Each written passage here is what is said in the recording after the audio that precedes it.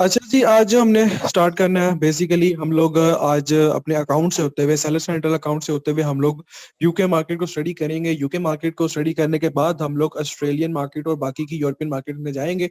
Australian markets और बाकी की मार्केट्स में हम लोग बेसिकली मैनुअल प्रोडक्ट हंटिंग को डिस्कस करेंगे। मैनुअली प्रोडक्ट हंटिंग एक आप लोगों के कहने के मुताबिक मैनुअली प्रोडक्ट हंटिंग हमें बताई जाए, क्योंकि उसमें से हमें ना बेसिकली होता ये है कि ऑप्शंस बहुत ज्यादा मिल जाते हैं। मैनुअली प्रोडक्ट हंटिंग में ऑप्शंस बहुत ज्यादा मिल जाते हैं, हमारा जो आइडिया होता है वो वास्ट हो जाता है, Amazon की अंडरस्टैंडिंग बहुत अच्छी हो जाती है। ठीक है, तो हम लोग जब जाएंगे उन मार्केट्स के अंदर जहां हम लोग ऑस्ट्रेलियन मार्केट, यूएई और सऊदीया मार्केट्स, इन मार्केट्स के अंदर हम मैनुअली प्रोडक्ट हंटिंग को डिस्कस करेंगे। ठीक है, वंस आप लोगों को मैनुअल प्रोडक्ट हंटिंग आ जाएगी तो उससे ये होगा कि आप लोग ये यूएसए मार्केट, यूके मार्केट में भी अपनी मैनुअली प्रोडक्ट हंटिंग का यूज करते हुए अपने जो आइडियाज हैं, जो क्रिएटिवनेस है, उसको वास्ट रेंज पे लेके जा सकते हैं।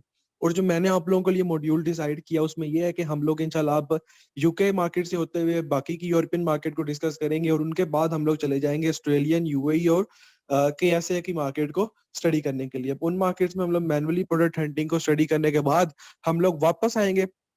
ठीक है, और वापस आने में हम लोग यूएसए के ऊपर वापस आएंगे और यूएसए के लिए हम प्रोडक्ट की रैंकिंग को डिस्कस करेंगे। वंस हम लोग यूएसए के अंदर प्रोडक्ट की रैंकिंग को डिस्कस करने के बाद हम लोग बाकी की जो मार्केट्स हैं, जो हमने सिर्फ प्रोडक्ट हंटिंग से रिलेटेड डिस्कस की होंगी, उनके लिए भी हम लोग अपनी प्रोडक्ट की रैंकिंग डिस्कस करेंगे। क्योंकि हर मार्केट के लिए हमारी जितनी भी मार्केट्स हैं, हमारी यूके की मार्केट है, हमारी बाकी की यूरोपियन कंट्रीज हैं, हमारी गल्फ मार्केट्स हैं, हमारी ऑस्ट्रेलियन मार्केट है, यहाँ हर मार्केट के लिए जो प्रोडक्ट की रैंकिंग है वो डिफरेंट डिफरेंट है। तो इसीलिए मैंने सबको इकट्ठा करके नहीं पढ़ाऊंगा, मैं सारी मार्केट्स की रैंकिंग को डिफरेंट डिफरेंट डिस्कस करूंगा। वंस हमारी प्रोडक्ट की जो रैंकिंग है वो डिस्कस हो जाएगी, हमें इसकी अंडरस्टैंडिंग हो जाएगी, तो फिर हम लोग चले जाएंगे अपने दराज के ऊपर। अब दराज के ऊपर जाना, अब एज इट इज दराज के ऊपर हमारा कोर्स इधर ऐड नहीं है, लेकिन दराज के ऊपर जाने का मकसद ये है क्योंकि हम सबको पता है कि दराज एज अ हमारा एक ऐसा प्लेटफॉर्म है जहां हम लोग ना सिर्फ एज ए वीए बल्कि एज अ इन्वेस्टर भी वहां जा सकते हैं। और हम इसी ग्रुप्स हैं, जितने भी फेसबुक ग्रुप्स हैं, वहां पे क्योंकि पाकिस्तानी ज्यादातर है उसके अंदर, वहां पे दराज की as a virtual assistant jobs बहुत ज्यादा आती हैं। तो हम लोग दराज को ना सिर्फ एज अ असिस्टेंट बल्कि एज अ इन्वेस्टर भी उसको डिस्कस करेंगे। ठीक है, क्योंकि वहां पे अर्निंग के चांसेस थोड़े से हुए हुए हैं। तो इस चीज को हम लोग गंवाएंगे नहीं, इस चीज को हम फुलफिल करेंगे और दराज को हम एज अ बहुत सीरियस होकर लेंगे। दराज के बाद हमारी जो सेकेंडरी चीजें हैं, हमारी फिर अमेजोन एफिलिएट हो गया, हमारी ड्रॉप शिपिंग आ गई, और ये सारी चीजें हमने उनको भी डिस्कस करना है। हाँ, दराज के बाद हमने जो मेन चीज को डिस्कस करना है अभी हमारी, आप कह लेंगे फर्स्ट प्रायोरिटीज क्या है हमारी। First priority as a virtual assistant Amazon, as a virtual assistant और एज अ इन्वेस्टर दराज, और as a Amazon virtual assistant wholesale का भी है। ये है हमारी फर्स्ट प्रायोरिटीज। ठीक है, इसके बाद हमारी आ जाएंगी जो सेकंड प्रायोरिटीज हैं, वो हमारी अमेजोन एफिलिएशंस। अमेजोन एफिलिएशंस के अंदर आप एज अ वीए भी वर्क कर सकते हैं और एज अ खुद अपनी एफिलिएट मार्केटिंग भी कर सकते हैं, उसमें बहुत पैसा है। एफिलिएट मार्केटिंग में बहुत ज्यादा अर्निंग है, लेकिन उसके लिए एफिलिएट मार्केटिंग में जाने के लिए, एफिलिएट मार्केटिंग को अंडरस्टैंड करने के लिए हमें थोड़ी सी बेसिकली एफर्ट पुट करनी पड़ती है, और उसके लिए थोड़ी बहुत इन्वेस्टमेंट भी चाहिए होती है हमें। तो उसको हमने फिर भी सेकेंडरी में रखा, क्योंकि जिस चीज में इन्वेस्टमेंट हमें पुट इन करनी पड़ेगी ना, उसको अभी हम नहीं कर सकते, उसको हम एज अ सेकंड प्रायोरिटी में रखेंगे। ठीक है, उसके बाद हम लोग आ जाएंगे अपने ड्रॉप शिपिंग के ऊपर। ड्रॉप शिपिंग के बाद हम लोग ईबे और वॉलमार्ट को भी डिस्कस करेंगे। ठीक है, क्योंकि ऑनलाइन जितना भी सिस्टम है हम सबको उस चीज की अंडरस्टैंडिंग होनी चाहिए। ठीक है जी, तो आज सबसे पहले चलते हैं अपने अमेजोन सेलर सेंट्रल के ऊपर। जो चीजें रह गई हैं बेसिकली उनको थोड़ा सा डिस्कस कर लें, उनका एक ओवरव्यू ले लें। उसके बाद हम लोग अपना यूके मार्केट के अंदर आके यूके के लिए प्रोडक्ट हंटिंग और उसके मॉड्यूल्स को डिस्कस करेंगे। ठीक है जी। अच्छा जी, सेलर सेंट्रल में हमने काफी हद तक हमने ऑर्डर्स तक अपनी जो चीजें थी उन सबको डिस्कस कर लिया था।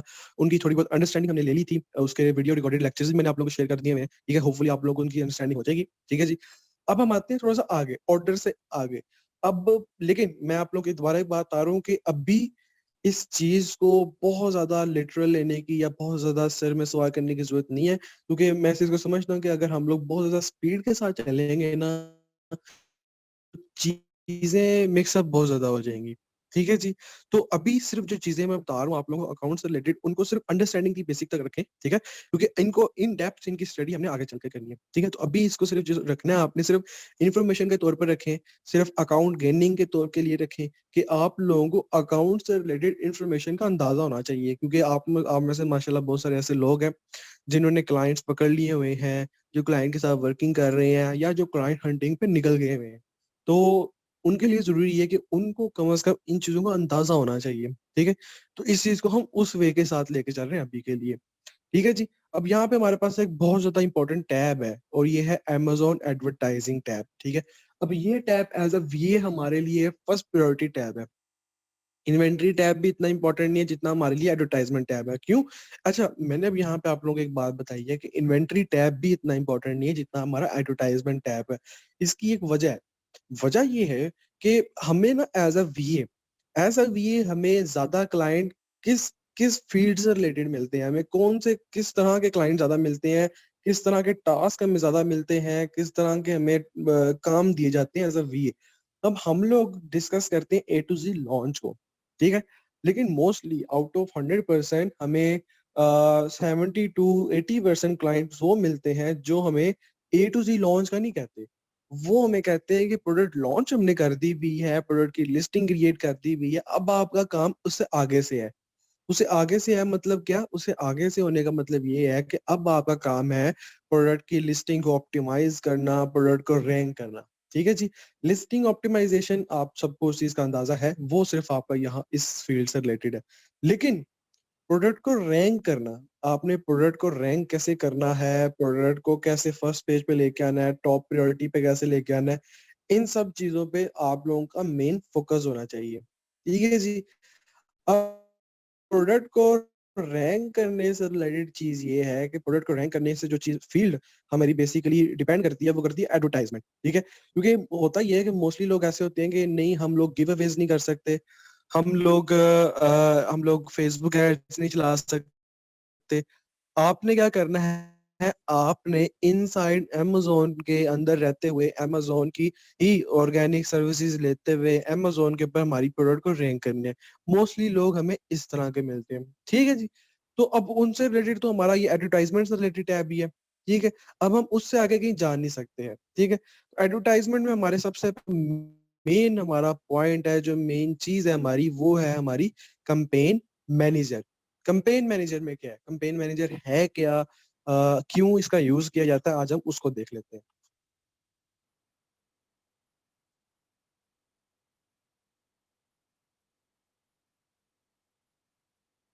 अच्छा जी, कैम्पेन मैनेजर।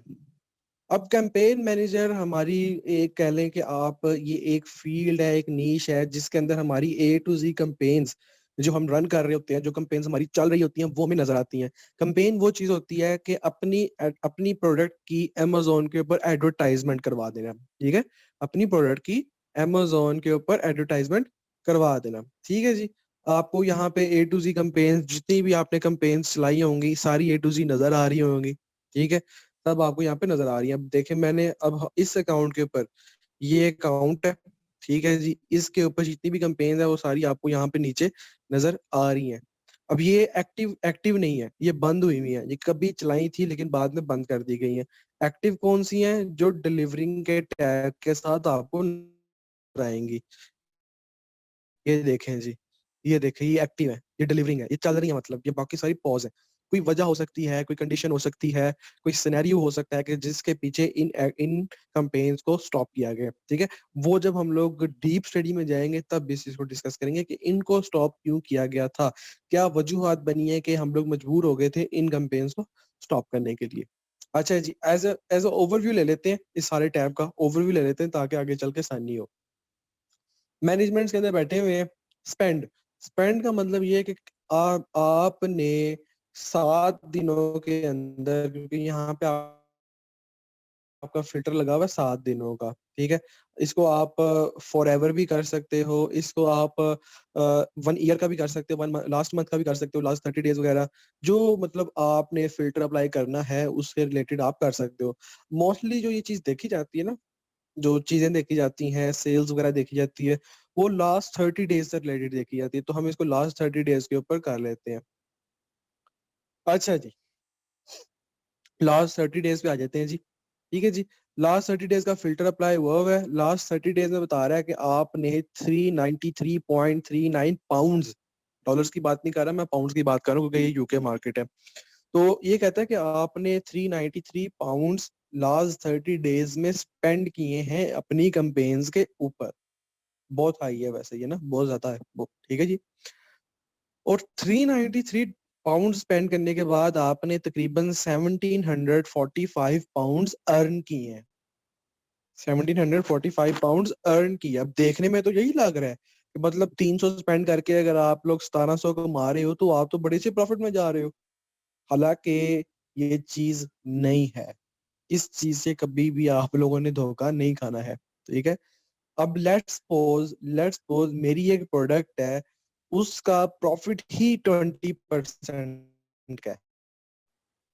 प्रोडक्ट है उसका प्रॉफिट ही 20% का, और 30% तो यहाँ पे स्पेंड हो रहा है मेरा, 30% बजट तो मेरा यहाँ पे स्पेंड हो रहा है। तो मैं कहाँ से फायदे में हूँ? मेरा जितना भी प्रॉफिट है वो सारा इधर लग रहा है, मेरी जेब में कुछ भी नहीं जा रहा, not even a single penny. ठीक है, तो इसका मतलब है कि मैं लॉस में जा रहा हूँ। ठीक है जी, तो आपने इस चीजों को जहन में रखना है कि यहाँ पे जो चीज आप लोगों को स्पेंड में नजर आती है और जो सेल में नजर आती है उसका कंपैरिजन कभी ऐसे नहीं करना कि मतलब आपने 399 स्पेंड करके 1700 अर्न किए तो इसका मतलब आप प्रॉफिट में हो, नहीं। आपने कंपैरिजन करना है अपनी प्रोडक्ट के साथ, आपने कंपैरिजन करना है अपने प्रोडक्ट के प्रॉफिट के साथ। आपकी प्रोडक्ट का प्रॉफिट कितना है, कितने परसेंट आपकी प्रोडक्ट का प्रॉफिट है। ठीक है, तो अगर आपकी प्रोडक्ट का प्रॉफिट ही 20% हो और 30% आप यहाँ पे स्पेंड कर रहे हो तो इसका मतलब आपका जो अकाउंट है वो नेगेटिव में जा रहा है। ठीक है, ये चीज होती है। ROAS, सेल्स जो आपको जो लास्ट 30 डेज में जितनी भी सेल हुई है ये चीज आपको नजर आ रही है।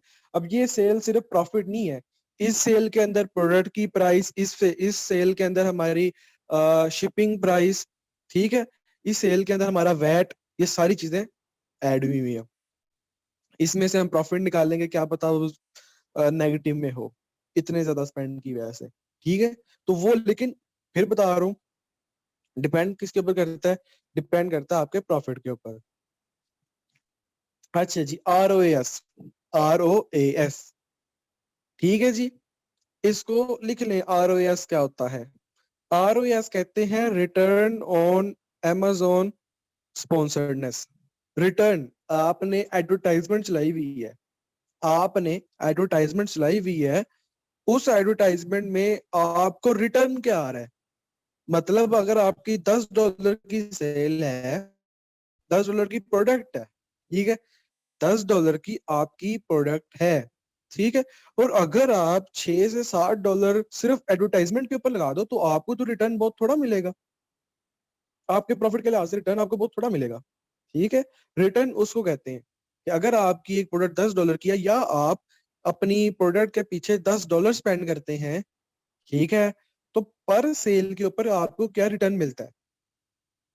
अब मुझे, अगर मेरी प्रोडक्ट लेट्स सपोज $10 की है या मेरी प्रोडक्ट $15 की है और मैं एक स्पेसिफिक अमाउंट के ऊपर उसके ऊपर बजट लगाता हूँ उसकी कंपेन के ऊपर, मतलब अगर मेरी प्रोडक्ट $10 की है लेट्स सपोज, और मैं उसकी कंपेन के ऊपर लेट्स सपोज $3 लगाता हूँ, ठीक है, तो उसकी मैन्युफैक्चरिंग फीस और उसकी शिपिंग फीस वगैरह निकाल के, उसकी एफबीए प्राइसिंग वगैरह निकाल के मुझे जो रिटर्न आ रहा है वो आ रहा है 4.43 पाउंड का, जो कि एवरेज है, ना ज्यादा अच्छा है ना ज्यादा बुरा है।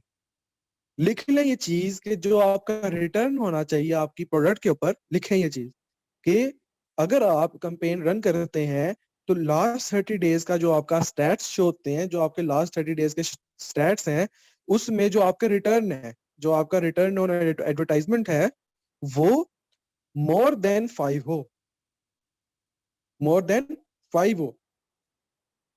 किसी भी सूरत में आपका रिटर्न लेस देन 3 नहीं होना चाहिए।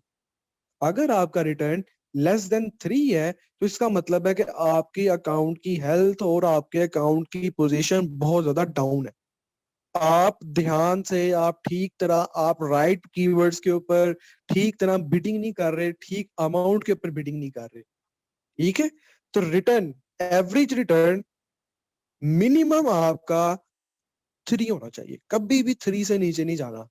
और कोशिश ये करनी है कि एज एन एवरेज हम लोग अपने ROAS को, हम अपने रिटर्न ऑन एडवर्टाइजमेंट को मोर देन 5 रखें, मोर देन 5 रखें, ठीक है। इस चीज को जहन में रखना है, इस चीज को आप लोगों ने लिख के रख लेना है, ठीक है। क्योंकि जब हम लोग एडवर्टाइजमेंट्स के ऊपर आएंगे, जब हम लोग रैंकिंग के ऊपर आएंगे, तो ये चीज आप लोगों को याद होनी चाहिए, ठीक है। क्योंकि उसके अंदर हम क्या करेंगे, उसके अंदर हम प्रोडक्ट के स्टैट को आपस में मैच करेंगे। तो तब आप लोगों को ये चीज याद होनी चाहिए कि हमने ये चीज इस टाइम पढ़ी थी और हमें पता था कि रिटर्न हमारा इतना होना चाहिए, ठीक है। तो इस चीज को लिख लें आप लोग। इंप्रेशंस, इंप्रेशंस क्या है जी? इंप्रेशंस को थोड़ा सा देख लेते हैं। इंप्रेशंस कुछ लोग समझते हैं कि इंप्रेशंस को कहा जाता है क्लिक्स। क्लिक इंप्रेशंस नहीं होते। क्लिक का मतलब ये है कि लेट्स सपोज मेरी एक प्रोडक्ट है अमेजोन के ऊपर, यहीं पे खोल लेते हैं एक प्रोडक्ट, कोई भी एक प्रोडक्ट खोल लेते हैं अमेजोन यूके के ऊपर, ठीक है।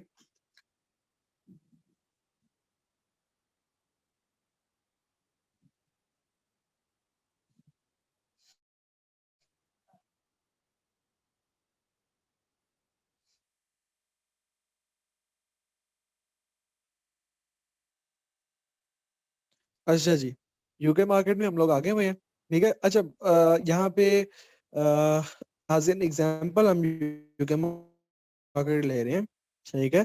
आप लोग, हम लोग, लेकिन हम लोग जो डिस्कस कर रहे हैं वो यूएसए से रिलेटेड कर रहे हैं, ठीक है। तो इस चीज में आप लोगों को कंफ्यूज होने की जरूरत नहीं है।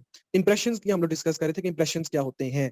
तो कोई भी एक product, let's suppose garlic press को हम लेके चल रहे थे, गार्लिक प्रेस के ऊपर ही आ जाते हैं दोबारा से, और इंप्रेशन को देखते हैं कि इंप्रेशन क्या होता है। अच्छा जी, मैं एक बायर हूँ, लेट्स सपोज मैं एक बायर हूँ, और मैं एक कीवर्ड टाइप करके, गार्लिक प्रेस का कीवर्ड है, मैं एक कीवर्ड टाइप करके किसी नीश के ऊपर आ जाता हूँ। मैं गार्लिक प्रेस की नीश के ऊपर बैठा हुआ हूँ, मैं कीवर्ड टाइप करके मैं गार्लिक प्रेस की नीश के ऊपर आ जाता हूँ, ठीक है जी। अच्छा जी, अब मैं इस नीश के ऊपर आया हूँ, मैं इस नीश के ऊपर आया हूँ, और इस इन इन चारों इन चलाई हुई है अपनी कैंपेन चलाई हुई है। तो मैंने क्या किया, मैंने इसको क्लिक नहीं किया, कोई कुछ नहीं किया, लेकिन इसको देखा है मैंने, मुझे नजर आई है ये, मुझे ये नजर आई है।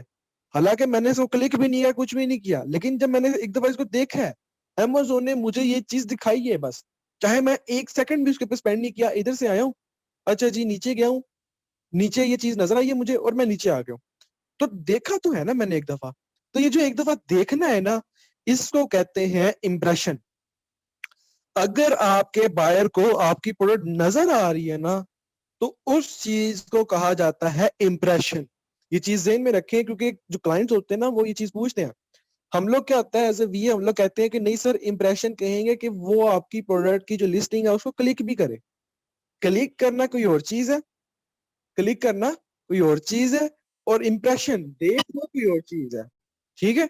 तो अगर हम उसको देख रहे हैं तो वो इम्प्रेशन है, हमें हमारे बायर को वो चीज नजर आई है तो वो एक इम्प्रेशन है, ठीक है। अब मैंने इनको एक दफा देखा है, एक दफा देखा है बस, तो इनकी कैंपेन्स में, इनके इम्प्रेशंस में 1 का इजाफा हो गया, ठीक है। अब मैं वापस जाऊंगा, दोबारा कीवर्ड टाइप करके आऊंगा, तो एक और दफा इजाफा हो जाएगा, ठीक है जी। मैं क्लिक करूंगा वो कोई और चीज है, मैं देख रहा हूं वो कोई और चीज है। तो इन दोनों चीजों आपस में आपने मिक्स नहीं करना है। क्लाइंट को वेरीफाई करता है कि वीए का आंसर क्या है इंप्रेशन और क्लिक्स के ऊपर। तो इंप्रेशन और क्लिक्स दो अलग चीजें हैं। इंप्रेशन आने से बजट स्पेंड नहीं होता। मतलब अगर आप कहें कि आपके बायर को एक दफा आपकी प्रोडक्ट लिस्टिंग नजर आ रही है, तो क्या उससे भी हमारा बजट स्पेंड होगा? नहीं। जब तक हमारा बायर हमारी प्रोडक्ट की लिस्टिंग को क्लिक नहीं कर देता, तब तक हमारा 1 सेंट भी उसके ऊपर स्पेंड नहीं होगा, ठीक है। हम अपनी प्रोडक्ट की लिस्टिंग चला के रख देते हैं, लोगों को नजर आ रही है, हजारों लाखों लोगों को वो नजर आ गई भी है, लेकिन उनमें से किसी एक ने भी उसको क्लिक नहीं किया, तो 1 सेंट का भी बजट हमारा स्पेंड नहीं होगा। ठीक है, इस चीज को आप लोगों ने जहन में रखना है। तो इंप्रेशन क्या कहते हैं? प्रोडक्ट की लिस्टिंग का नजर आना बायर को। अच्छा जी, अब आगे हमारी आ गई है बहुत इंपॉर्टेंट चीज, बहुत इंपॉर्टेंट चीज जिसको हम कहते हैं एकॉज। आप लोग अपनी वर्चुअल असिस्टेंट की लाइफ में जो चीज सबसे ज्यादा सुनेंगे वो होगा आपका एकॉज। फिजिकल सेशन भी हुआ था, तो उसमें आप सबको पता है कि हमारी जो स्टूडेंट आई थी वो उन्होंने बताया था, जो आप लोग वहाँ, जो आप लोग में से जो वहाँ पे अवेलेबल था, उन्होंने तो ये चीज़ सुन ली थी कि उनका जो है कोर्स चल रहा है, उनकी जो प्रोडक्ट है, जो उनका अकाउंट है, वो अभी 18% कोर्स के ऊपर चल रहा है। और आपने मेरा फिर रिएक्शन भी देखा होगा कि मेरा रिएक्शन क्या था, क्योंकि 18% है कॉस्ट, इस कदर कम है कॉस्ट, बहुत अच्छी बात है। जितना कम है कॉस्ट, जितना कम है कॉस्ट, उतना ज्यादा फायदा। जितना कम है कॉज उतना ज्यादा फायदा। लिख लें ऊपर बड़ा सा करके, मैं कहता हूँ, मैं तो कहता हूँ कि हाईलाइट करके लिख लें कि जितना कम है कॉज उतना ज्यादा फायदा। लेस है ACoS, higher the profit. Lesser the ACoS, higher the profit, inversely proportional है एक दूसरे के। ACoS stand for advertisement cost of sale, ये भी कहा जाता है, या कहते हैं आप एडवर्टाइजमेंट कॉस्ट ऑफ स्पॉन्सर्डनेस, ये भी कह लें आप। दोनों में से कुछ भी कह सकते हैं आप इसको। ठीक है, ACOS stand for advertisement cost of sale या एडवर्टाइजमेंट कॉस्ट ऑफ स्पॉन्सर्डनेस। ठीक है जी। अकॉस हमारा हमेशा हमेशा कम होना चाहिए, इसकी भी एक लिमिट है। लिमिट है, लिमिट लिख लें जी। लिमिट क्या है, आइडियल लिमिट्स क्या है हमारी, क्या चीज हमने जहन में रखनी है ड्यूरिंग अकॉस को देखते हुए। आइडियल लिमिट्स लिख लें। हमारा है कॉज मिनिमम, मैं तो अभी अभी मैं थोड़ी 2 मिनट नहीं हुए मुझे बताते हुए कि lesser the ACoS, higher the profit, और मैं अभी बता रहा हूँ कि मिनिमम लिमिट भी है। तो मैं एक चीज पे क्यों नहीं रह रहा? हालांकि इसकी रीजन है, मैं एक चीज पे नहीं रह रहा, इसकी एक रीजन है।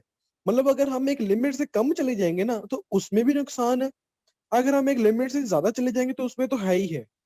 ठीक है, तो कम ही नहीं जाना है हमने, हमने कम नहीं जाना है, हमने बहुत ज्यादा नॉर्मल कंडीशंस में नहीं जाना है, हमने बहुत ज्यादा लोअर कंडीशंस में नहीं जाना है, ना ही हमने मीडियम कंडीशन से आगे जाना है। हमने हमेशा मिडिल में रहना है। मिडिल में रहेंगे तो बहुत ज्यादा फायदा होगा। ठीक है, बहुत ज्यादा नीचे जाएंगे तो भी नुकसान है, और ऊपर जाएंगे तो भी नुकसान है। ठीक है, तो मीडियम, मिनिमम और मैक्सिमम कंडीशन क्या है हमारी? मिनिमम कंडीशन तो ये है कि हमारा कॉज 15% से 15% से कम ना हो। अगर 15% से भी कम है ना, तो या तो हमारी सेल बहुत थोड़ी आ रही है, ठीक है, या तो हमारी सेल बहुत थोड़ी आ रही है, या हमारी कंपेन ठीक तरह नहीं चल रही है। ठीक है, 15% से कम नहीं होना चाहिए। ठीक है, और 25% से ज्यादा नहीं होना चाहिए। 25% से ज्यादा नहीं होना चाहिए और 15% से कम नहीं होना चाहिए। 15 से लेकर 25, ये 10 पॉइंट्स की लिमिट है, 10% की लिमिट है ये। इस 10% की लिमिट में आप जितना क्लोज टू 15% रहेंगे उतना ज्यादा आपका फायदा है। इस 10% की लिमिट के अंदर आप जितना क्लोज रहेंगे 15% के, उतना ज्यादा आपका फायदा है। ठीक है जी, इस चीज को आप लोगों ने जहन में रखना है, इस चीज को जहन में रखना है, क्योंकि अगर इस चीज को आप लोग जहन में रखेंगे और आगे चल के जब हम लोग एडवर्टाइजमेंट को स्टडी कर रहे होंगे और आप इस चीज को अंडरस्टैंड करेंगे, और आगे जब आपके क्लाइंट्स आपको मिलेंगे और उन क्लाइंट्स के ऊपर आप ये चीजें, ये फॉर्मूलाज, ये चीजें इंप्लीमेंट करेंगे, उनका कॉस्ट डाउन करके लेके आएंगे, तो वो लोग क्यों नहीं आपके साथ परमानेंट होंगे? वो आपके साथ एक नहीं, वो आपके साथ हजारों लॉन्चेस करेंगे। ठीक है, क्योंकि एकॉज बहुत इंपॉर्टेंट होता है हर सेलर के लिए। एकॉज का लो होना, आरओएस का हाई होना बहुत ज्यादा इंपॉर्टेंट होता है। ठीक है जी, तो सर इस चीज को हम काइंडली लोगों ने इनमें फ़र्क जहन में ज़रा रखना है। बता दें, इसे एक्सप्लेन कर दें सर। किस चीज को? सर ये दोनों टर्म्स नहीं समझ आई। आर ओ आरओज और अकोस। अच्छा जी, आरओएस कहते हैं रिटर्न। अब जितना ज्यादा अच्छा रिटर्न होगा, जितना हाई रिटर्न होगा, इसका मतलब है उतना ज्यादा प्रॉफिट है आपका। ठीक है, रिटर्न हमारा होना चाहिए, सिंपल एक चीज ध्यान में रखिए, सिंपल एक चीज ध्यान में रखिए, रिटर्न हमारा ज्यादा होना चाहिए, रिटर्न हमारा ज्यादा होना चाहिए, ठीक है जी, मोर देन 5। एकोज हमारा कम होना चाहिए, लेस देन 25%। एकोज कहते हैं स्पेंड को, हम कितना स्पेंड कर रहे हैं, ठीक है। अगर हम ज्यादा स्पेंड करेंगे तो इसका मतलब है कि हम लोग लॉस में जा रहे हैं, क्योंकि हमारी तो प्रॉफिट की लिमिट ही बस यही है, 25-35% की लिमिट है हमारी। अब अगर हम लोग 20-20, 30-30% या 35% अपना एक और स्पेंड कर देंगे, मतलब एक प्रोडक्ट है मेरी, लेट्स सपोज एक प्रोडक्ट है मेरी और उसका वो $10 की प्रोडक्ट है, तो $3 ऊपर से मेरा प्रॉफिट है, जो सारे चार्जेस कट के मेरे पास आता है, $3 मेरा प्रॉफिट है, ठीक है जी। लेकिन मैं एडवर्टाइजमेंट के ऊपर स्पेंड अगर मैं 35% कर रहा हूँ, मतलब मैं $3.5 एडवर्टाइजमेंट के ऊपर स्पेंड कर रहा हूँ, और बाकी मेरे सारे खर्चे हैं, और $0.5 मेरी जेब से। तो एक चीज जहन में रखें, बिल्कुल अपने माइंड को क्लियर करके ना, एक चीज जहन में रखें, बस सिंपल चीज, डेप्थ में जाने की जरूरत नहीं है। मैं दोबारा दोबारा बार बार मैं इस चीज को रिपीट कर रहा हूँ कि डेप्थ में जाने की जरूरत नहीं है अभी। माइंड को क्लियर रखें और सिर्फ ये समझें कि अकॉज आपका कम होना चाहिए, ठीक है, और ROAS आपका हाई होना चाहिए। अब एक बिजनेस आप चला रहे हैं, एक बिजनेस है, उसमें आपको रिटर्न कम आए, ज्यादा आना चाहिए। आप एक बिजनेस रन करते हैं तो उसमें आपको जो रिटर्न मिले, जो प्रॉफिट मिले, वो कम होना चाहिए, ज्यादा होना चाहिए? ज्यादा होना चाहिए। ज्यादा होना चाहिए ना। तो इसका मतलब है कि ROAS आपका ज्यादा होना चाहिए। कितना ज्यादा होना चाहिए? 5 से ज्यादा होना चाहिए, 5 से ज्यादा होना चाहिए, ये लिमिट है उसकी। लिख के रख लें, इसके अंदर कोई चीज अंडरस्टैंड करने की जरूरत नहीं है, लिख के रख लें, बस ये रटा मार लें इसको, ठीक है। एकोज पे आ जाए। अब एक बिजनेस है, उसको स्टैंड करने के लिए आप बहुत ज्यादा इन्वेस्टमेंट पुट कर रहे हैं, लेकिन उतना आपका प्रॉफिट है ही नहीं। उसकी मैंने आपको एग्जांपल दी है एक, कि आपकी एक प्रोडक्ट है, लेट्स सपोज उसके ऊपर आपको $3 का प्रॉफिट है, उसके ऊपर आपको $3 का प्रॉफिट है, और आप $3.5 तो सिर्फ एडवर्टाइजमेंट के ऊपर ही खर्च कर रहे हैं, तो उसका मतलब आप नुकसान पे जा रहे हैं। और ये जो एडवर्टाइजमेंट होती है, ये जो कंपेन्स होती हैं ऑनलाइन बिजनेस में, ये campaigns even after our ranking ये चलती रहती हैं। ये आपकी लाइफ का हिस्सा है ये कंपेन, ठीक है। ये हमें चला के रखनी पड़ती हैं, ठीक है। अगर हम ये नहीं चलाएंगे तो हमारे रैंक गिरने का जो खदशा है वो ज्यादा हो जाएगा, ठीक है। तो ऑब्वियस सी बात है, इसको हमने अपने प्रॉफिट के लिहाज से मैच करना है। अब मेरी एक प्रोडक्ट है और उसमें मैं $30 का प्रॉफिट, $3 का प्रॉफिट अर्न कर रहा हूँ, 30% बनता है वो, और 35% तो मैं स्पेंड ही कॉस्ट के ऊपर कर रहा हूँ।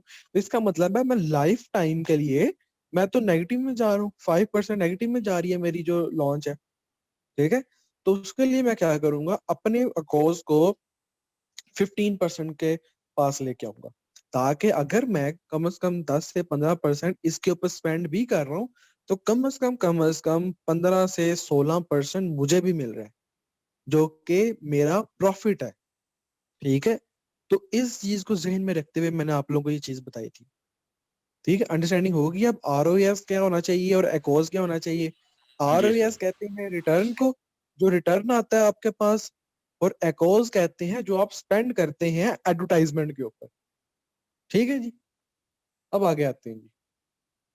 अच्छा जी, ये आपके स्टैट्स आपको नजर आ रहे हैं कि आपकी सेल किस तरह जा रही है लास्ट 30 डेज में। सेल्स और ROAS का इन्होंने एक स्टैट्स बनाया हुआ है, ये आपको दिखा रहा है कि ROAS इंक्रीज हो रहा है या डिक्रीज हो रहा है, सेल्स इंक्रीज हो रही है या डिक्रीज हो रही है। ये इन सब चीजों के बारे में आपको बताया जा रहा है, ठीक है। तो यहाँ पे आपको नजर आ रहा है कि 26 से लेकर 27 तक हमारी सेल बहुत एक माइनर कंडीशन पे थी, ठीक है। ये स्टैट्स यहाँ पे आपको नजर आ रही है, देखें जी। सेल £50, £100, £150, £200, ये पाउंड्स के लिहाज से है। और ये ROAS, ये कह लें आप पॉइंट्स की सूरत में है, 8 पॉइंट के करीब है, 16 पॉइंट के करीब है, 24 पॉइंट के करीब है। तो मैंने आपको बताया कि जो आपका ROAS होना चाहिए वो मोर देन 5 होना चाहिए, और ये 8 के कम से कम 8 के करीब होना चाहिए, ठीक है जी। एक चीज ये, अब यहाँ पे देखें जो हमें चीज नजर आ रही है लास्ट 30 डेज में, वो ये नजर आ रही है, बिल्कुल बिल्कुल इसको ना आपने जहन में सवार नहीं करना। इसको एज एन इनिशियली, इसको एज एन बस ये समझिए कि ये कोई ग्राफ है या ये कोई रेस है जो दो गाड़ियों के बीच में लगी हुई है। ठीक है जी। अब 26 को दिसंबर को, ठीक है जी, हमारा सेल कम थी, हमारी सेल थोड़ी थी, लेकिन हमारा आरओएस ठीक जा रहा था, हमारा आरओएस ठीक जा रहा था। आरओएस का बेहतरीन होना भी जरूरी है और सेल्स का भी बेहतरीन होना जरूरी है, क्योंकि कभी कभार ये होता है कि हम इन दोनों चीजों को पैरेलल नहीं लेके चलते हैं। हम लोग या तो सेल को पीछे छोड़ देते हैं या आरओएस को पीछे छोड़ देते हैं। दोनों सूरतों में नुकसान है, दोनों सूरतों में नुकसान है। और ज्यादा नुकसान किस सूरत में है? ज्यादा नुकसान हमारा इस सूरत में है कि हम आरओएस को पीछे छोड़ दें। ठीक है जी। तो आरओएस को प्रायोरिटी पे रखना है और सेल्स को भी आपने इंक्रीजिंग में लेके जाना, डिक्रीजिंग में नहीं लेके जाना। ठीक है जी। अब यहाँ पे हमारी सेल्स भी इंक्रीज हुई और आरओएस हमारा यहाँ पे बहुत अच्छा जा रहा है। हमारा 26 आरओएस है, मतलब कि हम लोगों को मैक्सिमम रिटर्न आ रहा है अपनी सेल के ऊपर से, मैक्सिमम रिटर्न आ रहा है अपनी सेल के ऊपर से। ठीक है जी। फिर ये पैरेलल ये सेल भी चल रही है और आरओएस भी चल रहा है। यहाँ पे चल के 7 के बाद हमारा आरओएस सेल्स के लिहाज से थोड़ा सा डिक्रीज हो गया, 2 के करीब चला गया था। ठीक है जी। लेकिन मैं आपको बताया कि हमारा आरओएस कम मोर देन 5 होना चाहिए। तो अब हमारा आरओएस 9 चल रहा है, जो कि ठीक है, 5 से अबव है, ठीक है। सेल्स भी इंक्रीज हो रही है और आरओएस भी इंक्रीज हो रहा है। ठीक है। इस चीज को आप लोगों ने जहन में रखना है कि आरओएस मिनिमम 5 और मैक्सिमम की कंडीशन कुछ भी नहीं है। मैक्सिमम आप लोग 32 तक लेके जा सकते हैं इसको। इस चीज को आप लोगों ने जहन में रख लेना है। सही है, कौन सी कंडीशंस हैं जो इनको अफेक्ट करती हैं, मतलब कैसे हम ये बढ़ा सकते हैं? आरओएस को जो कंडीशन अफेक्ट करती है ना, बेसिकली आरओएस को या एक्स को, वो डिपेंड करती हैं कि हम जो कीवर्ड्स अप्लाई करते हैं ना कैंपेन्स के अंदर। मैं कैंपेन के अंदर तो वैसे लेके नहीं जाऊंगा क्योंकि चीजें मिक्सअप हो जाएंगी, लेकिन मैं अगर आप लोगों को यहाँ से बताऊं कि ये जो कैंपेन्स हैं, ये कैंपेन्स है ना, इन कैंपेन्स के अंदर हमने कीवर्ड्स ऐड किए होते हैं। ठीक है जी। उन कीवर्ड्स के ऊपर जो हम बिडिंग रखते हैं ना कि ये कीवर्ड है, और इस कीवर्ड के ऊपर मैं पर क्लिक के ऊपर कि अगर कोई भी बंदा ये कीवर्ड टाइप करके मेरी प्रोडक्ट के ऊपर आता है और अगर मेरी प्रोडक्ट की जो लिस्टिंग है उसको क्लिक करता है, तो मैं इतने डॉलर स्पेंड करना चाहता हूँ, एक क्लिक के पीछे इतने डॉलर स्पेंड होंगे मेरे, वो अमेजोन को जाएंगे। तो अगर हम वो जो बिडिंग होती है उसको कहते हैं बिडिंग, अगर हम वो बिडिंग हाई रखेंगे, एक मिक्स मिनिमम और मैक्सिमम की रेंज होती है उसके अंदर भी, तो अगर हम मैक्सिमम वाली रेंज के ऊपर जाके उसको बिडिंग करेंगे, तो उसमें क्या होगा, उसमें हमारा एक्ॉस भी बहुत ज्यादा हो जाएगा और उसमें हमारा आरओएस बहुत ज्यादा लो हो जाएगा। आरओएस इनवर्सली प्रोपोर्शन टू एक्ॉस होता है। ठीक है जी। तो हमारा उधर क्या होता है कि हम मैक्सिमम को टारगेट करते हैं। मैक्सिमम को टारगेट करने पे अगर हमारी सेल कम होती है, इनिशियली हमारी सेल इनिशियली कम होती है, लेकिन लोग क्लिक बहुत ज्यादा कर रहे होते हैं, तो उसमें क्या होता है, एक्ॉस हमारा 30, 35, 40% तक गया होता है। कुछ लोगों का एक्ॉस तो 135, 200% तक भी होता है, मतलब वो बहुत ज्यादा नेगेटिव में बैठे होते हैं, तो उसमें एक्ॉस बहुत ज्यादा हाई होता है। ठीक है जी। और आरओएस जो हमारा रिटर्न होता है, हमारी इन्वेस्टमेंट के पीछे जो हमारा रिटर्न होता है, वो बहुत ज्यादा कम हो जाता है। तो फिर उसको आरओएस को इंक्रीज करने के लिए और एक्ॉस को लो करने के लिए हम उन बिडिंग को कंट्रोल करते हैं। तो वो जो बिडिंग वाला हमारा जो मॉड्यूल है ना, वो हमारा मेन मॉड्यूल है हमारे इन दो चीजों को काबू में करने के लिए, और वही मेनली इफेक्ट करता है इन दो चीजों को। ठीक है। अच्छा जी, ये देखें जी, हमारी कैंपेन चल रही है, इनका डेली बजट यहाँ पे अगर हम लोग देखें इसको थोड़ा सा, हाँ, यहाँ पे नजर आ रहा है। लेट्स सपोज ये कैंपेन चल रही है बर्गर बॉक्स की। ठीक है जी। स्टेटस क्या है इसका? डिलीवरिंग है, मतलब ये चल रही है अभी। जब ये आउट ऑफ स्टॉक हो जाती है ना, मतलब 8 डॉलर स्पेंड हो गए, इतने लोगों ने क्लिक कर लिया कि 8 डॉलर पर डे के स्पेंड हो गए हैं, तो यहाँ पे आउट ऑफ स्टॉक आपको नजर आना स्टार्ट हो जाएगा। यहाँ पे क्या लिखा हुआ नजर आएगा? Out of stock. ठीक है जी। लेकिन क्योंकि अभी तक 8 डॉलर पूरे स्पेंड नहीं हुए, तो अभी तक आउट ऑफ स्टॉक लिखा हुआ नजर नहीं आया।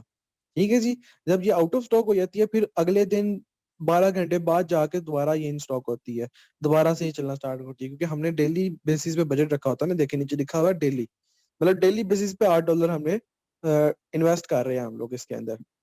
स्पॉन्सर प्रोडक्ट है, अगर हम लोग किसी ब्रांड को टारगेट कर रहे हो, हमने अपने ब्रांड को स्पॉन्सर करना हो, तो यहाँ पे स्पॉन्सर ब्रांड आएगा। दो तरह की कंपेन थी, मैंने आपको बताया था, दो तरह की कंपेन होती हैं। एक होती है हमारी ऑटो कंपेन, एक होती है हमारी मैनुअल कैंपेन, ये चल रही है हमारी ऑटो कैंपेन, ये हमारी ऑटो कैंपेन है। ठीक है जी, नीचे लिखा हुआ है, इसके अंदर हमने कीवर्ड टारगेट नहीं किए हुए, ये खुद ब खुद अपनी मर्जी से चल रही है, ये अमेज़न चला रहा है इस कैंपेन को। ठीक है जी, और ये है ऊपर वाली है हमारी मैनुअल कैंपेन। ये देखें जी, मैनुअल कैंपेन में हम कीवर्ड टारगेट करते हैं और हम अमेज़न को बताते हैं कि आपने किन कीवर्ड्स के ऊपर हमारी कैंपेन चलानी है। ठीक है जी, तो इन दो चीजों को आपने जहन में रखना है।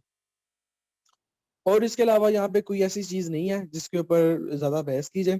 ठीक है जी, मोस्टली जो चीजें थी वो ये ऊपर वाली थी, ये ऊपर वाला जो टैब आपको नजर आ रहा है, ये ऊपर वाले जो बॉक्स आपको नजर आ रहा है, यही एज अ वीए हमारे लिए बहुत ज्यादा इम्पोर्टेंट है। ठीक है जी, अगर इसकी हमें समझ आ गई, इसको हैंडल करने की हमें समझ आ गई, तो एज अ वीए हमारा कैरियर बहुत ज्यादा इजी हो जाएगा। ठीक है जी, ड्राफ्ट्स में जो कैंपेन हम क्रिएट नहीं करते हैं, हम चाहते हैं कि फ्यूचर में इसको क्रिएट करेंगे तो सेव करके उसको रख लेते हैं, लेकिन एक्टिव उसको बाद में करते हैं हम, तो वो ड्राफ्ट में सेव हो जाती हैं। ठीक है जी, ये इसी तरह है कि आप फेसबुक के ऊपर कोई वीडियो अपलोड करने लगते हैं, करना चाहते हैं, आपने वीडियो क्रिएट कर ली है, लेकिन आप चाहते हैं कि मैं आज नहीं मैं कल उस वीडियो को अपलोड करूं, तो आप उसको गैलरी में सेव करके रख लेते हैं। तो आप ये कह सकते हैं कि ये गैलरी है जहाँ पे सारी वीडियो सेव होती हैं। सेटिंग्स बजट के लिहाज से, वैसे ये वाली जो सेटिंग है ना, ये ओवरऑल बजट्स की सेटिंग कर देती है मैनेजमेंट। हमारी जितनी भी कंपेन्स है ना, अगर हम सेटिंग में आके इन यहाँ पे सेटिंग अप्लाई करेंगे ना, तो ये सेटिंग टोटल अप्लाई की जाएगी हमारी सारी कंपेन्स के ऊपर। अब क्योंकि हमारी सारी कंपेन्स डिफरेंट डिफरेंट बजट के ऊपर रन कर रही है, डिफरेंट डिफरेंट बिडिंग के ऊपर रन कर रही है, तो हम इसको यूज नहीं करते हैं। हिस्ट्री, हिस्ट्री भी बेसिकली वही चीज है कि आप अकोज आपका क्या रहा है, लास्ट ईयर क्या रहा है, स्पेंड कितना किया है, अकोज कितना है, कौन कौन सी कंपेन्स आपने क्रिएट की थी, कब उनको क्या नाम है आपने बंद किया, एडिट कब किया, क्या बिडिंग अप्लाई की गई। ये देखें ना, ये देखें, ये बिडिंग है, ये देखें 0.04 बिड है इसकी। इस कीवर्ड ये कीवर्ड था इसका, एक प्लास्टिक का कीवर्ड था, हमने एंटर किया, उसके ऊपर 0.04 बिड रखी हुई थी।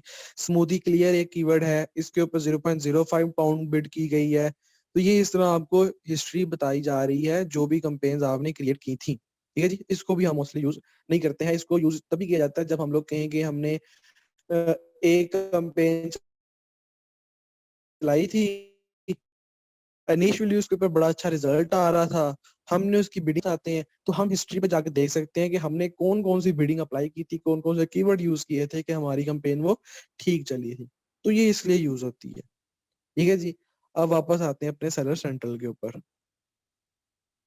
अच्छा, इससे रिलेटेड कोई क्वेश्चन कंफ्यूजिंग नहीं आ जाता, इससे रिलेटेड कोई क्वेश्चन है तो वो पूछ लें जी। शमरीन आप सर मैंने पूछना था कि ये जो हमारे पास जो ग्राफ आपने शो किया था, इसमें एक पॉइंट पे हमारी सेल्स और साथ में बिल्कुल जीरो हो गया था, उसकी कोई खास वजह है? और दूसरा बिडिंग का थोड़ा सा जरा इलेबोरेट कर दें प्लीज।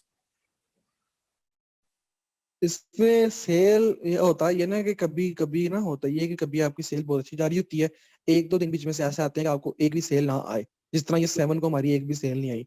इसकी एक खास वजह तो हम ये कह सकते हैं क्योंकि ये देखें 7, ये कम मतलब ये स्टार्ट है 1 से लेकर 7 तक, ये पहला वीक था हमारा Q1 का। पहले हमारा Q4 चल रहा था दिसंबर तक, जनवरी में आके हमारा Q1 स्टार्ट हो गया। Q1 आप सबको पता है कि Q4 के अंदर सेल्स बहुत ज्यादा इंक्रीज हो होती हैं।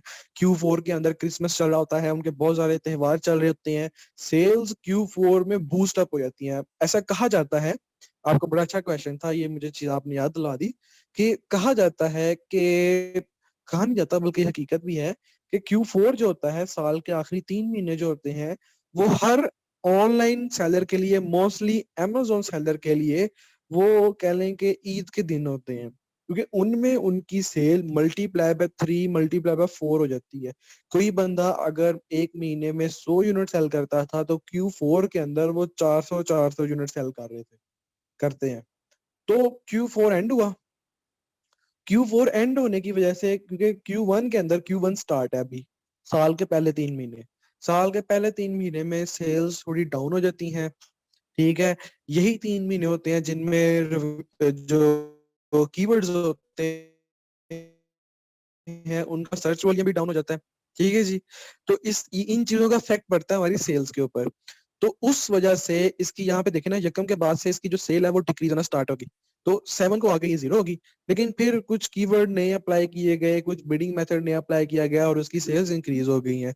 तो ये चीज हमें करनी पड़ती है, ये चीज हमें करनी पड़ती है, क्योंकि हमें पता होता है कि Q1 में आने के बाद हमारी सेल थोड़ी सी डिक्रीज होंगी, तो हमें नए कीवर्ड्स ऐड करने पड़ेंगे, हमें नई बिडिंग ऐड करनी पड़ेगी, नया बजट ऐड करना पड़ेगा, बजट इंक्रीज करना पड़ेगा ताकि हमारी सेल्स दोबारा से शुरू हो जाए। तो इस वजह से ना ये चीज आपको यहाँ पे नजर आ रही है। और बिडिंग कहा जाता है कि लेट्स सपोज आप Amazon को एक कीवर्ड देते हैं, Amazon कहता है कि ठीक है जी, मैं आपकी जो प्रोडक्ट है वो इस कीवर्ड के अक्रॉस फर्स्ट पेज पे शो करा दूंगा, लेकिन आप मुझे बताएं कि अगर मैं आपकी प्रोडक्ट लास्ट पेज से उठा के शुरू शुरू के पेजेस में दिखाऊं तो मुझे क्या मिलेगा? तो आप Amazon को कहते हैं कि भाई हर क्लिक के पीछे हम आपको इतने डॉलर देंगे।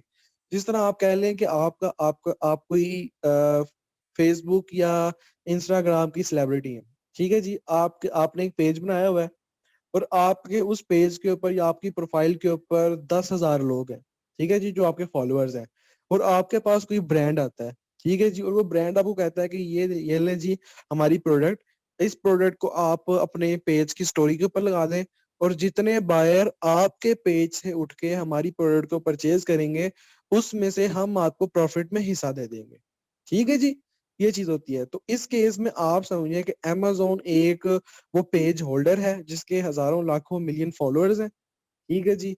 और आप अपनी Amazon की प्रोडक्ट Amazon को देते हैं और उनको कहते हैं कि ये हमारी प्रोडक्ट स्पॉन्सर्ड कर दें जी। कहाँ पे स्पॉन्सर करें? एक कीवर्ड के ऊपर स्पॉन्सर कर दें। तो Amazon कहता है कि ठीक है जी, मैं आपकी प्रोडक्ट स्पॉन्सर कर देता हूँ। तो इसमें ये होगा कि क्योंकि सेल में तो मैं पहले ही आपसे 35% हिस्सा ले रहा हूँ, लेकिन अब ये होगा कि हर क्लिक के ऊपर जितने भी बायर आपकी प्रोडक्ट के ऊपर क्लिक करेंगे उसमें से आपने कुछ हिस्सा मुझे देना है। तो आप फिर उसको बता देते हैं कि जी ठीक है जी, मैं हर क्लिक के ऊपर आपको $0.5, 0.5 पाउंड, 0.05 पाउंड, 0.07 पाउंड, जो भी आपने बिड रखी होगी वो आपको मैं दे दूंगा। वो बिड कहते हैं वो पैसे जो आपने Amazon को देने हैं पर क्लिक के ऊपर, ठीक है जी। तो बिड इस चीज को कहा जाता है। अंडरस्टैंडिंग हुई है इस चीज की? जी सर, थैंक यू।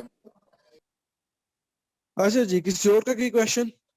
अच्छा, ये ग्राफ से आपको प्रॉफिट लॉस का नहीं पता लगता, ग्राफ से आपको सिर्फ सेल्स का और ROAS का पता लगता है जी। कोई क्वेश्चन पूछना चाह रहा है जी, पूछें। सर एक क्वेश्चन था मेरा। जी जी पूछें।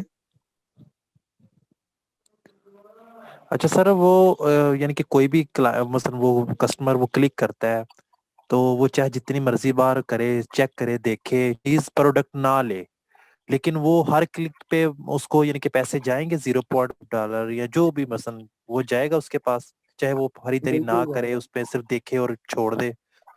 बिल्कुल जाएगा, बिल्कुल। वो खर्चा फिर जो सेलर होगा उसको पे करना पड़ेगा।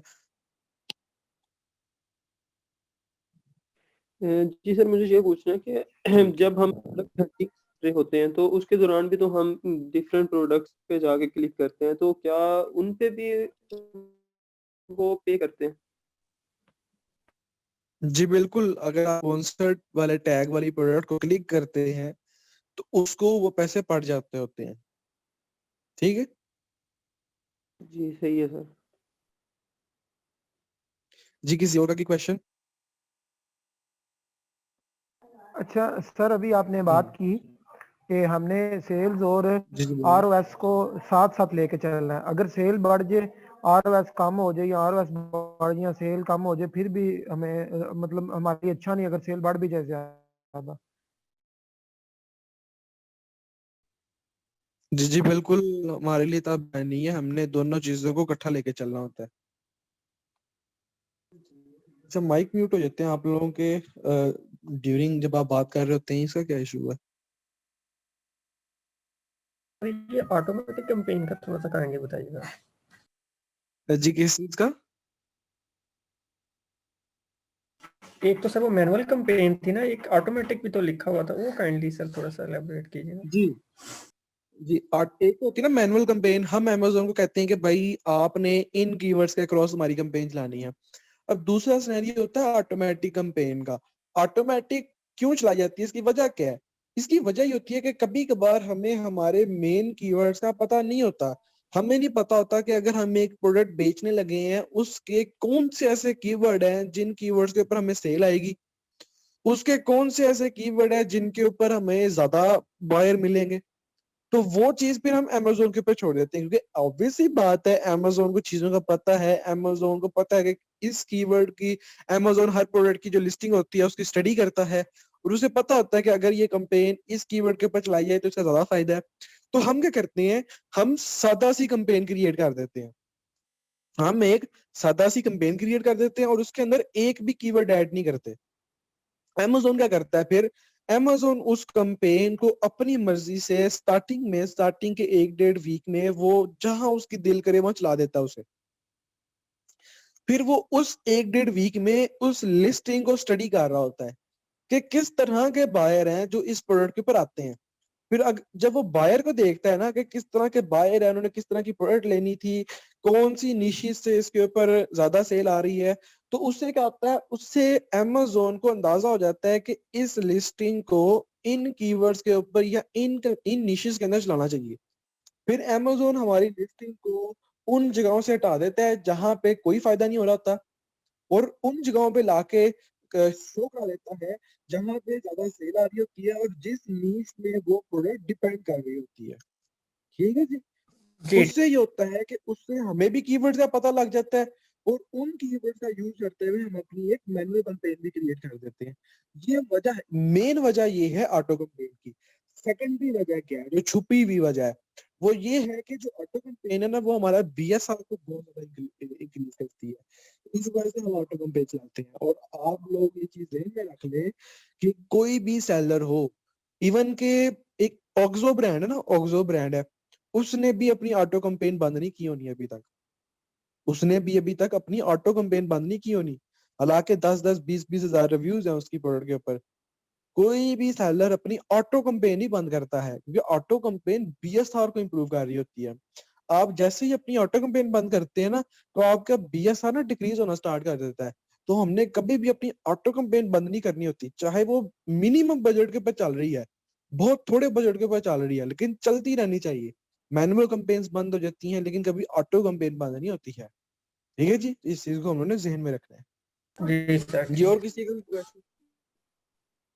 अच्छा सर, ऑटो पंपेन पे भी ज्यादा यानी कि चार्ज होता होगा अमेजोन से, नहीं, वो ऑटो ज्यादा कैंपेन चार्ज करते बेसिकली, हाँ होंगे। बिल्कुल बिल्कुल ठीक कह रहे हैं आप। ऑटो कैंपेन का ना नॉर्मल कंडीशन में एक्ॉस बहुत ज्यादा होता है। ऑटो कैंपेन स्पेंड बहुत ज्यादा करती है स्टार्टिंग में, लेकिन फिर जब उसकी सेल्स वेलोसिटी बन जाती है, उसके ऊपर से ऑर्डर आना स्टार्ट हो जाती हैं, एक मतलब तकरीबन 2 से 3 हफ्ते गुजर जाते हैं ना, फिर हम उसके जो बिडिंग है, जो उसका बजट है या उसकी जो डिफॉल्ट बिड है, उसको जी कंट्रोल में जी। लेके आते हैं। फिर उससे उसका कॉस्ट कम करते हैं, तो उसे फिर फायदा हो जाता है। लेकिन स्टार्टिंग एडिशन में ऑटो कैंपेन, आप बिल्कुल ठीक कह रहे हैं, स्टार्टिंग के 1-1.5 वीक में ऑटो कैंपेन हमारी बहुत हाई कॉस्ट पे चल रही होती है। और ये एक लिहाज से अच्छा भी होता है क्योंकि उससे ना क्या होता है, उससे अकाउंट को थोड़ा सा बूस्ट मिल जाता है। बाद में चल के फिर हम चाहे उसको जितना मर्जी कंट्रोल कर लें। जी सर। अच्छा जी, हम लोग थे अपने एडवर्टाइजमेंट के अंदर। कैंपेन मैनेजर को हमने देख लिया। डेप्थ में ऑटो, मैनुअल, कीवर्ड रिसर्च वगैरह, बिडिंग वगैरह को, डिफॉल्ट बिड, मैनुअल बिड, इन सब को हम फ्यूचर में स्टडी करेंगे। अभी सिर्फ हमने इसका ओवरव्यू लेना था, ठीक है जी, वो हमने ले लिया हुआ है।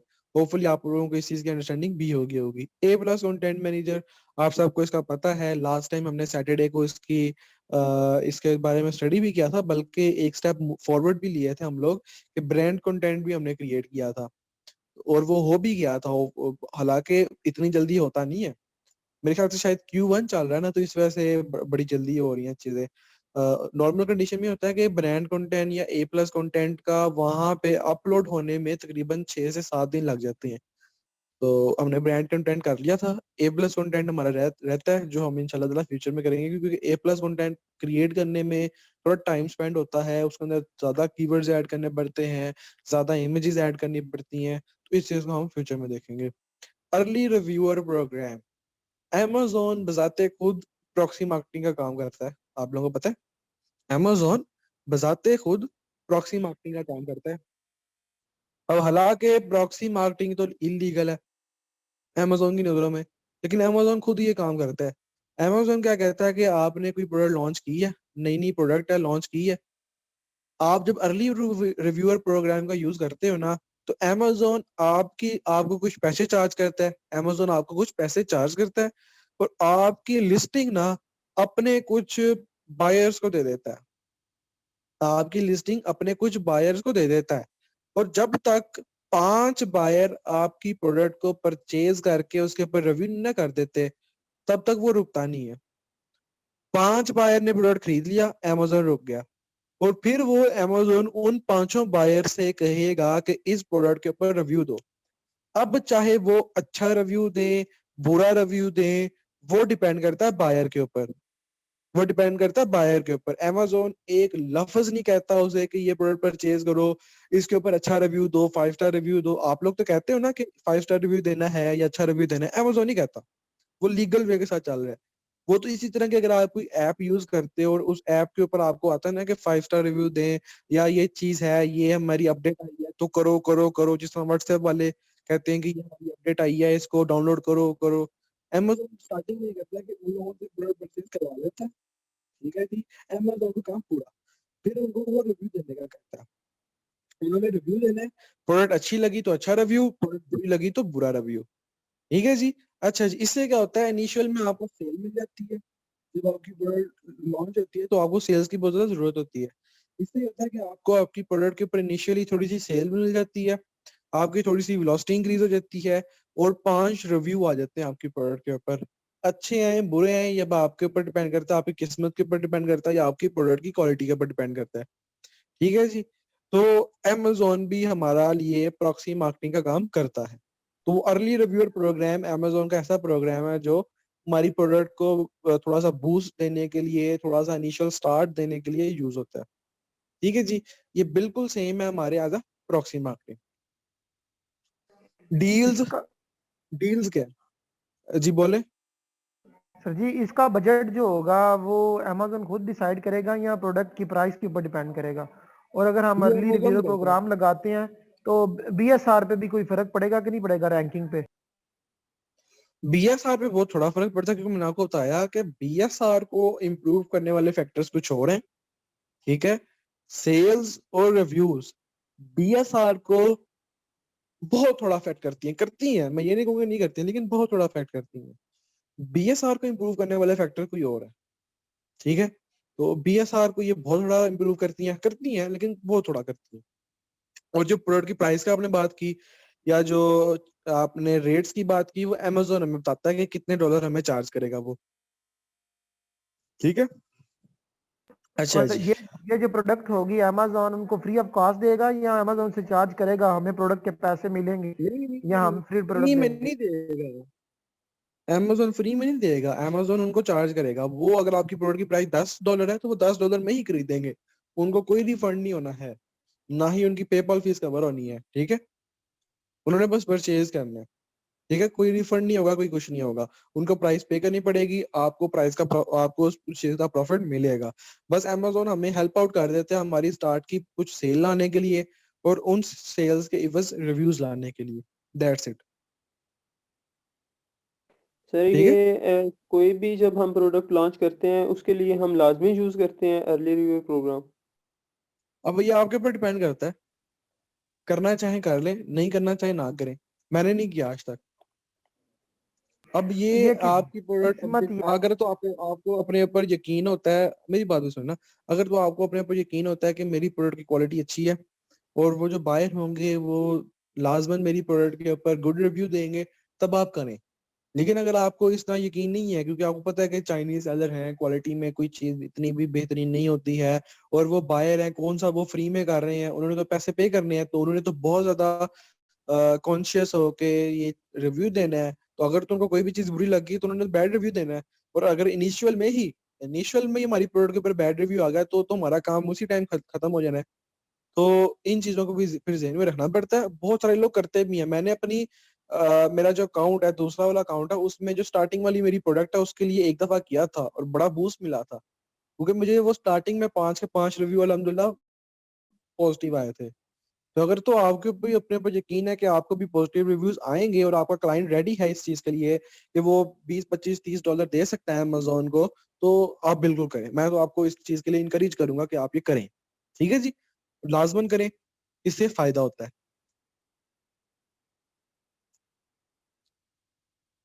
अच्छा जी, डील्स में आते हैं। डील्स बेसिकली वही Christmas deals, Father's Day deal और भी जितने भी त्योहार आते हैं यूएसए में, ईस्टर डे डील, उनके लिए डील्स होती हैं। डील्स चीज होता है कि परसेंटेज ऑफ दे दी जाती है। डील्स मोस्टली 99.99% डिपेंड करती है परसेंटेज ऑफ के ऊपर। आप अगर 10 में $10 में प्रोडक्ट बेच रहे हैं, आप क्रिसमस आई है, आप कहते हैं कि मैं 10 में नहीं, मैं 9.95 में बेचना चाह रहा हूँ या $9 में बेचना चाह रहा हूँ, तो आप उसके लिए उसके ऊपर 10% ऑफ कर देते हैं। तो डील्स इसको कहा जाता है। ठीक है जी, फिर उसके ऊपर टाइमर भी लग जाता है कि 12 घंटे के लिए इस भाई ने या इस सेलर ने अपनी प्रोडक्ट के ऊपर 90% ऑफ किया हुआ है, बाय नाउ। वो उसको कहते हैं डील्स। ठीक है जी, वो टाइमर लगा होता है ऊपर, बायर फिर अट्रैक्ट होता है, सेल्स बूस्ट अप हो जाती हैं। जहां फिर आपको 100 यूनिट की सेल आती है, वहीं डील्स की वजह से आपको 200 300 यूनिट्स की सेल आती है। तो ये त्योहारों पे की जाती है। तो अगर आप लोग इस चीज को यूज करें और हम लोग देखेंगे, इसको स्टडी करेंगे, तो ये भी चीज आपकी ना बहुत ज्यादा बूस्ट करती है। अमेजोन की रिकमेंडेड ये डील्स का यूज करना अमेजोन की रिकमेंडेड चीज है। तो अगर हम कोई ऐसी चीज करें जो अमेजोन की रिकमेंडेड है, तो उसका फायदा आप लोगों को मेरे से ज्यादा पता है। ठीक है जी। वाउचर्स, वाउचर्स क्या होते हैं जी? वाउचर्स आज से 1.5 से 2 साल पहले बहुत ज्यादा यूज होते थे। बहुत मतलब मैं अगर ज्यादा की बात कर रहा हूँ ना, तो उसका मतलब है कि बहुत ज्यादा। मतलब आज से तकरीबन 1.5 2 साल पहले 100% ऑफ का कोई कॉन्सेप्ट ही नहीं था। लोग तो कुपन्स देते थे। कुपन सुने होंगे ना आप लोगों ने, शायद ना सुने हो, या अगर आप लोगों ने यूएसए यूके या यूरोपियन कंट्रीज का विजिट किया हो तो आप लोग शायद मेरी बात को अंडरस्टैंड कर रहे हो। जिन्होंने नहीं किया तो वो इस चीज समझ लें कि जो यूरोपियन कंट्रीज हैं वहां पे कुपन्स बहुत ज्यादा यूज होते हैं। लोग पागल होते थे कुपन्स के पीछे। जब कोई भी किसी मॉल में जाते थे, किसी शॉपिंग मॉल पे जाते थे, किसी दुकान पे जाते थे, तो कुपन लेके जाते थे। उससे क्या होता था, उससे उनको ना प्रोडक्ट के ऊपर परसेंटेज ऑफ मिल जाता था। एक कोड होता है, एक कोड होता है, वो कोड अप्लाई करते हैं, उनको प्रोडक्ट के ऊपर परसेंटेज ऑफ मिल जाता है। ये इसी तरह है कि अगर आप किसी कपड़े की दुकान पे जाएं, आपने कोई शर्ट लेनी हो और आप उस ब्रांड ने अपनी ऑनलाइन वेबसाइट के ऊपर कुछ कुपन्स दिए हो और आप वो कुपन्स जीत जाए, फिर आप वो दुकान के ऊपर जाएं, 100 रुपए की प्रोडक्ट है, 100 रुपए की शर्ट है, आप वो कुपन दें उनको और वो कहेंगे जी ये कुपन आपको हमारी वेबसाइट के ऊपर से मिले हैं, आपने कुपन जीते हैं, तो हम आपको ये 70 रुपए में ये शर्ट दे देंगे 30% ऑफ। तो इस तरह की चीज होती है कुपन, जो वहां पे आज से 2 साल पहले बहुत ज्यादा यूज होते थे।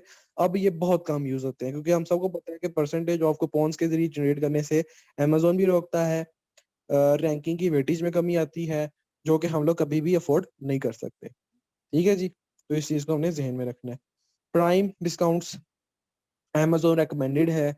ये भी हम लोग मोस्टली त्योहारों पे ही करते हैं कि हम अपनी प्रोडक्ट के ऊपर डिस्काउंट दे दें, कुछ परसेंट का डिस्काउंट दे दें, अपनी प्रोडक्ट के साथ कोई गिफ्ट अटैच कर लें, इस तरह की चीजें।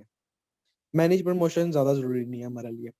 ठीक है जी, तो ये था हमारा वाइन क्या एडवर्टाइजमेंट का था? टैब। अगर इससे वाइन, रिलेटेड किसी का कोई क्वेश्चन है।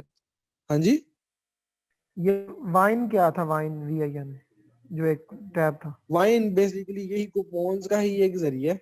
ठीक है, कुपन्स के लिए, कुपन्स जनरेशन के लिए यूज होता है। ठीक है, कुपन जनरेट करके फिर हम लोग आगे देते थे। वो वाइन के जरिए भी हो जाते हैं और वाउचर्स के जरिए भी हो जाते हैं। तो हम वाइन का यूज नहीं करते, हम डायरेक्ट ही हम लोग वाउचर्स के ऊपर देते हैं। ठीक है, तो इस वजह से मैंने इसको डिस्कस नहीं किया है। अच्छा जी, और किसी का कोई क्वेश्चन? होपफुली आप लोगों को अकाउंट से रिलेटेड, ROAS से रिलेटेड, एडवर्टाइजमेंट से रिलेटेड और ये एडवर्टाइजमेंट टैब से रिलेटेड अंडरस्टैंडिंग होगी। मैनेज प्रमोशंस के अंदर हमने क्या देखा है? कहाँ पे मैनेज प्रमोशंस? प्रमोशंस ये मैनेज प्रमोशन, ये प्रमोशन, यही बेसिकली इसका यूज हम लोग नहीं करते हैं। ठीक है जी, परसेंटेज ऑफ का यूज करने हो, by one get one free करना हो, ठीक है, तो ये चीज Amazon रिकमेंड नहीं करता है। पहले करता था लेकिन अब नहीं करता है। आप लोगों ने शायद ग्रुप्स में पोस्टें भी देखी हो, ये अगर हम लोग by one get one free करते हैं इससे भी Amazon की FBA फीसिस में कमी आती है, और परसेंटेज ऑफ करते हैं तो उससे भी Amazon की FBA फीसिस में कमी आती है।